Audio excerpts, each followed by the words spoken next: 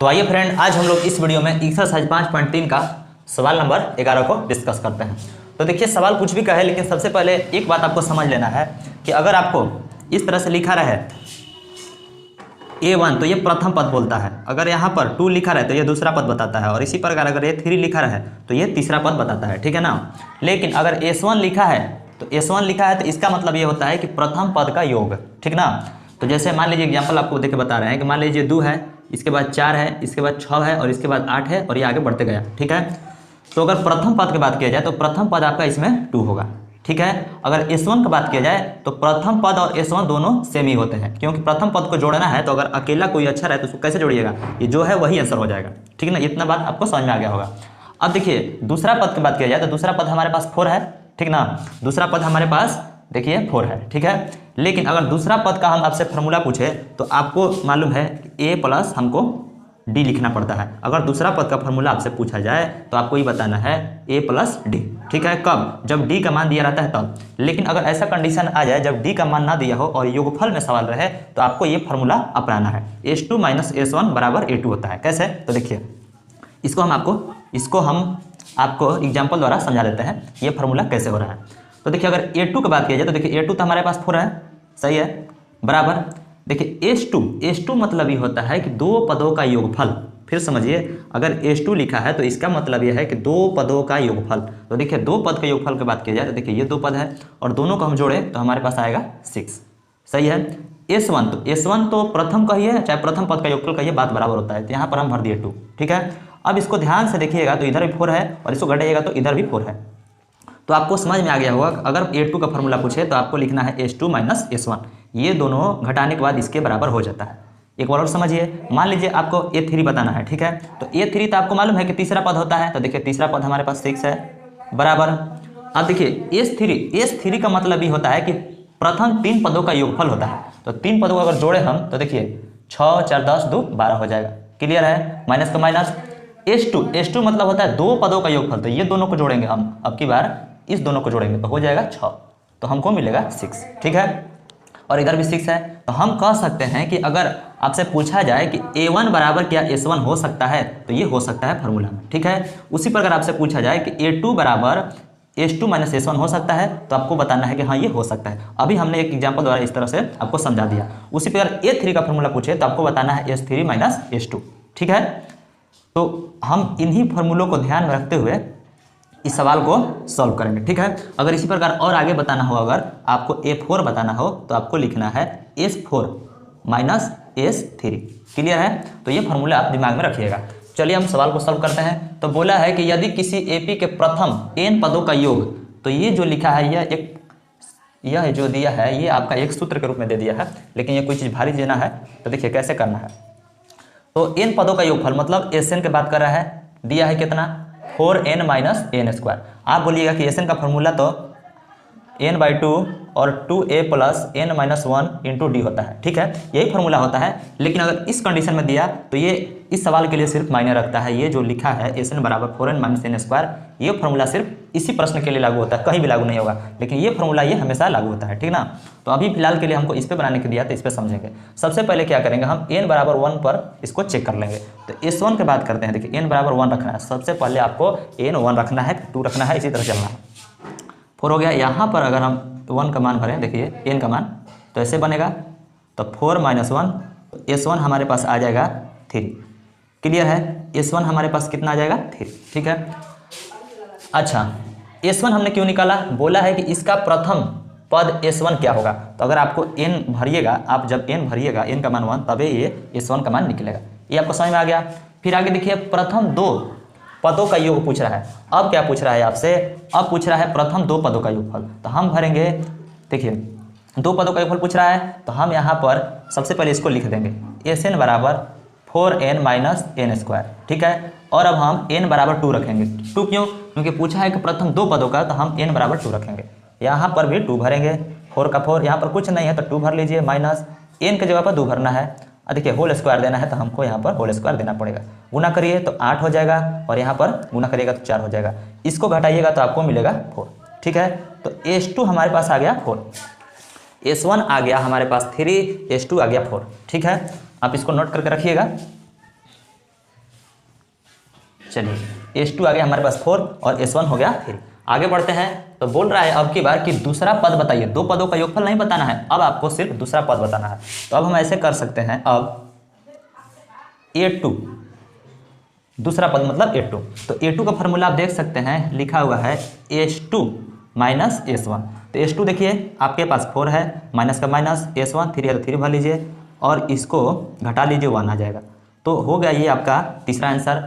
दूसरा पद क्या होगा 1। ठीक है, अब आगे बढ़ते हैं। तो बोला है कि इसी प्रकार 10वें और 9वें पद ज्ञात करें। आपको 10वां पद ही बताना है और 9वां पद ही बताना है। तो अगर ये हमको मालूम है कि अगर हमको 10वां पद बताना है, 10वां पद, तो जैसे फॉर्मूला लिखे ना A3 बराबर S3 माइनस S2, तो हमको उसी प्रकार अगर S10 निकालना है तो क्या लिखना पड़ेगा, A10 निकालना है तो A10 निकालना है तो हमको लिखना पड़ेगा S10 माइनस S9। अब नाम घटा के इसका आंसर बता सकते हैं। ठीक है, तो सबसे पहले हमको क्या करना पड़ेगा, S10 का मान निकालना पड़ेगा और S9 का मान निकालना पड़ेगा और तब इसको हम सॉल्व कर सकते हैं। तो इतना बना लिए। अब हम देखिए क्या करेंगे, अब हम S10 निकालेंगे।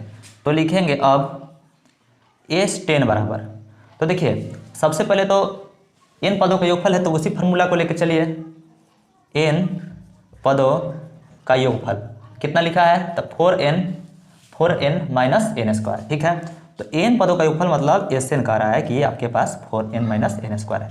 हमको अभी देखे थे कि S10 भी निकालना है, तो हम यहाँ पर n के जगह पर 10 भर देंगे, तो 4 का 4 हो गया, फिर यहाँ पर 10 भरेंगे, माइनस फिर यहाँ पर 10 का होल स्क्वायर करेंगे तो हो जाएगा 40, घटाएंगे तो हो जाएगा 100, घटा देंगे तो 100 हो जाएगा, मतलब घटा देंगे नहीं, मतलब इसका होल स्क्वायर कर देंगे तो 100 हो जाएगा। ठीक है, अब 40 में से 100 घटेगा नहीं, लेकिन 100 में से 40 घटेगा, उल्टा घट गया तो माइनस के 60 हो गया।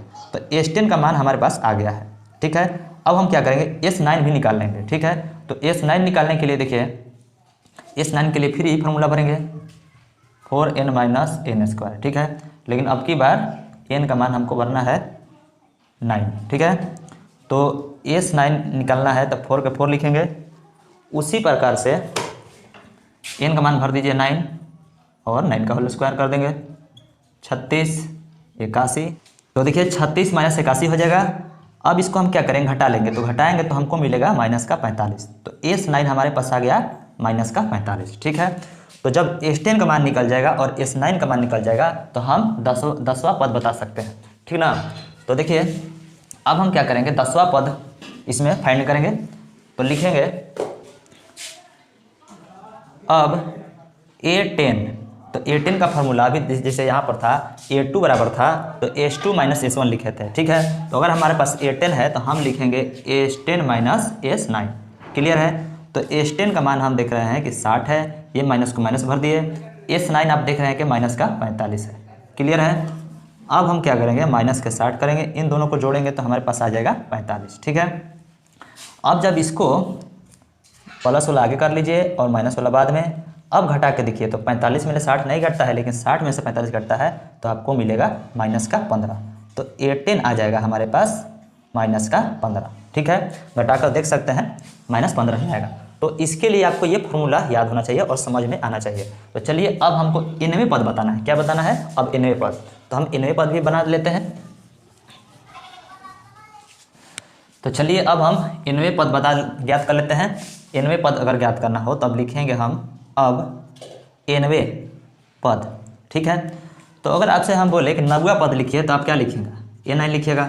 8वां पद लिखना हो तो अब क्या लिखना पड़ेगा, आपको A8 लिखना पड़ेगा। तो हमको अगर यहाँ पर 9वें पद लिखना हो तो हमको लिखना पड़ेगा AN लिखना पड़ेगा। ठीक है, फिर समझिए, अगर 9वां पद लिखना हो तो A9, 8वां पद लिखना हो तो A8 और 9वां पद लिखना हो तो AN लिखना पड़ेगा। तो हमको बताना है अब 9वां पद, तो हम यहाँ पर AN लिख सकते हैं। ठीक है, बराबर लिख देते हैं। अच्छा देखिए, अगर हमको 9वां पद बताना हो तो हमको यहाँ पर लिखना पड़ेगा S9 माइनस S8। ठीक है, उसी प्रकार अगर हमको 8वां पद बताना हो तो हमको लिखना पड़ेगा S8 माइनस S7। ठीक है, तो हम देख रहे हैं कि सबसे पहले 8 है तो 8 ही लिखना है और उसके बाद में 7 कैसे हो गया, तो 8 में से हम 1 घटा दे रहे हैं तब हमारे पास यहाँ पर 7 हुआ है। मतलब यहाँ पर हम 8 माइनस 1 लिख सकते हैं, तब हमारे पास 7 आ जाएगा। ठीक है, तो अगर यहाँ पर n दिया रहे, जैसे यहाँ पर n दिया है तो हमको लिखना पड़ेगा n Sn माइनस, और यहाँ पर क्या करना पड़ेगा, इस नंबर में से 1 घटा कर लिखना पड़ेगा S, इस तरह से लिखना पड़ेगा n माइनस 1।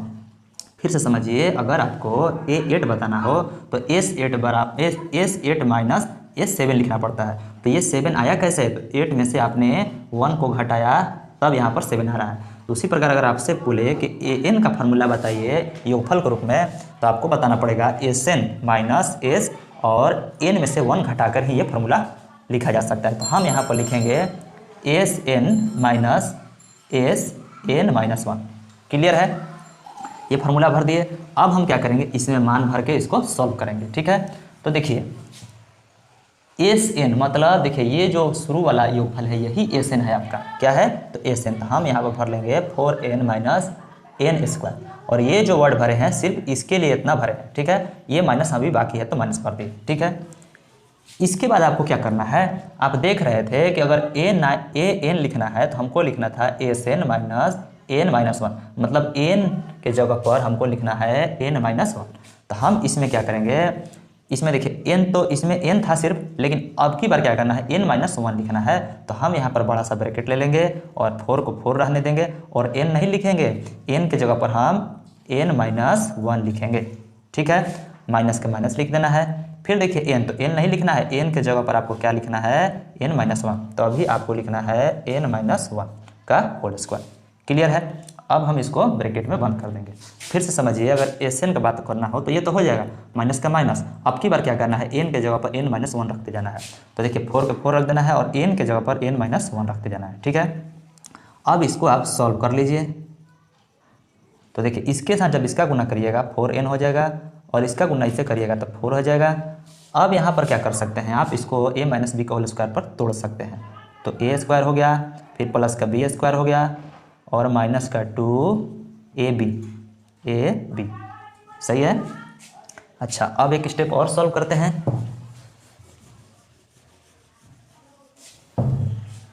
तो लिखना पड़ेगा 4n minus n square minus, इसको ऐसे ही रहने देंगे 4n माइनस 4 माइनस ब्रैकेट के अंदर देखिए ध्यान से, तो n स्क्वायर है प्लस का 1 और इसको सॉल्व करेंगे तो माइनस का 2n आएगा। ठीक है, अब एक स्टेप और सॉल्व करते हैं। तो 4n हो गया माइनस 4, इसको जब सॉल्व करेंगे तो देखिए ये इसमें से गुना करेगा तो माइनस के n स्क्वायर हो जाएगा और इसका गुना इससे करिएगा तो माइनस का 1 आएगा, इसका गुना इससे करिएगा तो प्लस का 2n आएगा। क्लियर है? एक स्टेप और सॉल्व करते हैं। तो देखिए ये जो है n में है तो यहाँ पर हम 6n लिख सकते हैं और इसको जब जोड़ेंगे तो माइनस का 5 आ जाएगा, क्योंकि माइनस माइनस में जोड़ना रहता है। ये हो गया n स्क्वायर। ठीक है, n है, आप समझिएगा कि n है। अब थोड़ा सा और इसको सॉल्व कर लेते हैं। तो देखिए इधर सॉल्व करते हैं, 4n हो गया माइनस का n स्क्वायर। अब हम क्या करेंगे, इस ब्रैकेट में से इसको बाहर करेंगे, इसके साथ गुना करेंगे तो माइनस का 6n और इसका गुना फिर इससे करेंगे तो माइनस माइनस प्लस का 5 हो जाएगा और इसका गुना इससे करेंगे तो प्लस का n स्क्वायर आ जाएगा। ठीक है, अब देखिए प्लस का n स्क्वायर माइनस के अनुसार है तो ये कट जाएगा। ठीक है, अब बचेगा 4n माइनस 6n प्लस का 5।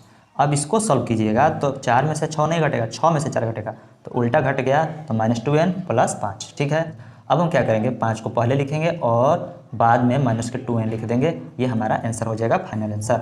तो इस तरह से इसका आंसर कंप्लीट हो गया। अब हम लोग नेक्स्ट वीडियो में सवाल नंबर 12 को सॉल्व करेंगे। तब तक के लिए इसको अच्छा से रिवाइज करिए।